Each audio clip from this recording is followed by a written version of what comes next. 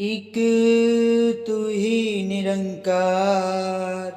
पद संख्या 246। आस न रखना माया ऊपर, आस न रखना बंदों पर, आस न रखना संबंधों पर, आस न रखना धंधों पर, आस न रखना बुद्धि बल पर, सूझो और पढ़ाइयों पर, घर बार और बेटे बेटी, दौलत और कमाइयों पर। कहे अवतार आस एक रब की, कण कण रहा समाए जो, रमे राम का लो आसरा, पूरा गुरु बताए जो। आस न रखना माया ऊपर, आस न रखना बंदों की। सत्संग जी, हमें है ना कभी भी इस माया के ऊपर कोई भी आस नहीं लगानी है, क्योंकि ये माया ठगनी है। ये अच्छे को ठग लेती है सत्संग जी। ये रंग को फकीर और फकीर को अमीर बना देती है सत्संग जी। इस माया का कोई ईमान धर्म नहीं है सत्संग जी। ये इंसान को कब किस तरफ ले जाके पटक देती है जिंदगी में पता भी नहीं चलता है। ये माया का चक्र वो ऐसा होता है, जीवन बर्बाद हो जाता है इस माया के पीछे सत्संग जी। अच्छों के घर उजाड़ देती है ये। जब माया आती है तो इंसान के अंदर अहंकार भी आता है। तो सच्चे पातशाह यही कहते हैं, इस अवतार वाणी में जो शब्द आया है, सदगुरु महाराज समझा रहे हैं हमें कि माया के ऊपर कभी भी कोई आस मत लगाना और ना ही किसी बंदों पे आस रखना, क्योंकि बंदे ऐसे होते हैं सत्संग जी, जिन्हें इस प्रभु परमात्मा की पहचान नहीं है ना, तो वो इस माया के पीछे ही भागते हैं, क्योंकि उन्हें एहसास ही नहीं है किसी चीज़ का। माया तो ठगनी है, ठग लेती है माया सबको। आस न रखना संबंधों पर, आस न रखना धंधों पर। सत्संग जी, ना किसी संबंधों पे, यानी कि जो भी रिश्तेदार है कोई भी है उन पे कभी भी कोई आशा मत रखना, और ना धंधों पर आशा रखना, जो हमारा काम है उस पर भी आशा मत रखना, क्योंकि ये संबंध तो है ना इस दुनिया के लिए है, मोह माया है ये संबंध नाम के संबंध होते हैं सत्संग जी। जब कोई विपदा पड़ती है ना, सभी को पता है, अच्छे से पता है सत्संग जी, हर किसी के साथ होता है। जब बुरा वक्त आता है ना, जब पैसे की जहाँ भी बात आ जाती है या किसी की जरूरत पड़ती है, तो कोई खड़ा नजर नहीं आता है। किसी के पास फ़ोन करके देख लो, कोई नहीं आएगा, मदद करने के लिए कोई नहीं आएगा। तो इसलिए तो कह रहे हैं सतगुरु महाराज कि इन रिश्तों पे भी कभी आस मत लगाना कि हमारा है, ये है हमारा रिश्तेदार, वो है। बुरे वक्त में कोई काम नहीं आता है सत्संग जी। और आस काम पे भी, अपने धंधे पे भी आस मत लगाना, ये तो आज है कल नहीं है सत्संग जी, और कल तो किसने देखा है। लेकिन सतगुरु महाराज कहते हैं जो आज है ना वही कल था, तो हमें है ना आज में जीना है। तो सत्संग जी, कहने का भाव यहाँ पे यही आया है कि काम का भी कोई भरोसा नहीं है सत्संग जी। कोरोना काल के बाद जब प्रदूषण इतना फैला था, तो सारी फैक्ट्रियाँ दिल्ली से बाहर चली गई थी, रोजगार छूट गया। जिनकी उम्र 55 साल 50 साल हो गई सत्संग जी, वो कहाँ जाए, वो कहाँ जाए। उम्र के हिसाब से काम मिलेगा नहीं सत्संग जी। तो इन चीज़ों पे भी कभी विश्वास मत रखना।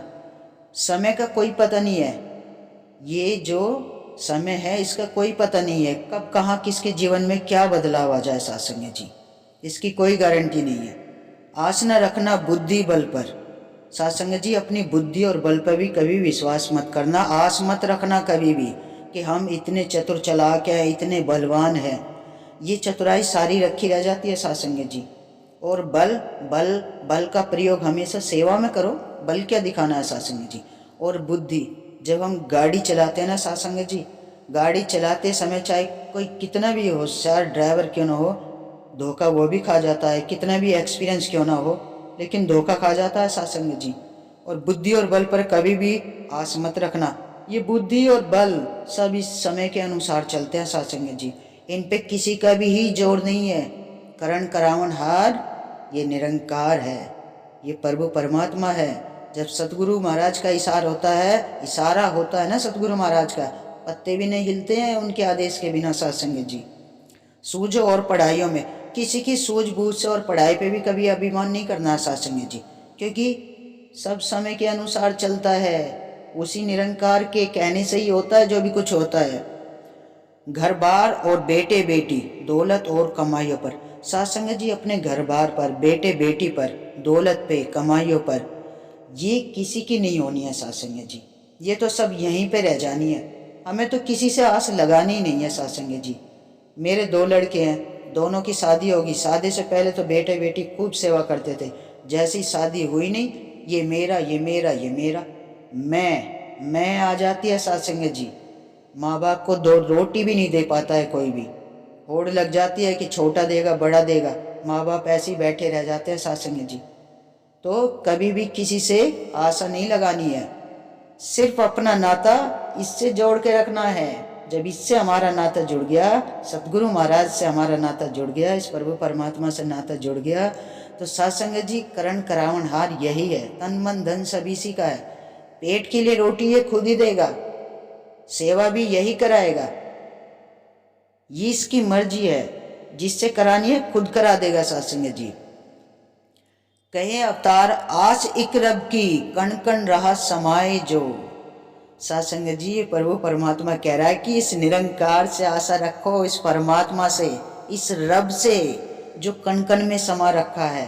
हर किसी के अंदर है ये निरंकार हर किसी के अंदर है। जैसे श्री कृष्ण कहते थे कि तेरे अंदर भी मैं हूँ और मैं भी तेरे अंदर हूँ, यानी कि हर कोने कोने पे मैं हूँ। दुर्योधन ने जब श्री कृष्ण को एक बार ललकार दिया था, जेल में डाल दिया था, जब श्री कृष्ण ने बोला था कि तेरे अंदर इतना अहंकार है, तेरे अंदर भी मैं हूँ, हर किसी के अंदर मैं हूँ।